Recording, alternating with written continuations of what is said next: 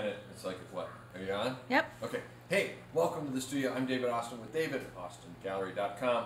And Saturday's live show, we played with some tempera paint, some basically what would be considered school grade kids type of paint. This is the result. I was telling you we would do this crinkle paint, and we did. And my son, our 4.5-year-old, inspired us to do this. And what I had to do though, because it was flaking off of the surface I was on, I had to actually pour in some liquid, what is it called?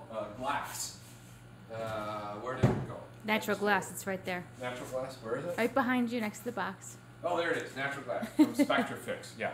So this is natural glass. So I poured this over to help adhere these different kinds of little flakes that were happening. So is it still wet now? It's very wet now, yeah. Oh, yeah, see, very, it's been there all day.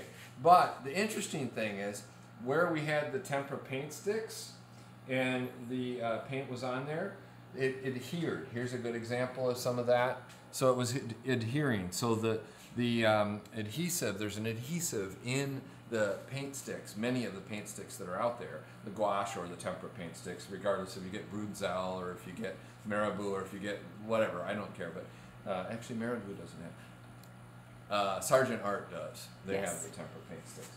And there's some other brands too. But anyway, in Europe you can get Brunsell, so get Brunsell and use those because that's from Royal Talents and we love them. So this is fascinating. Look at the bright colors. Look at the crackle technique that is happening. This is a really, really neat thing. You can do this with the acrylic paints too. So we're going to have a little demo with acrylic paints coming up in a little while too. So stay tuned.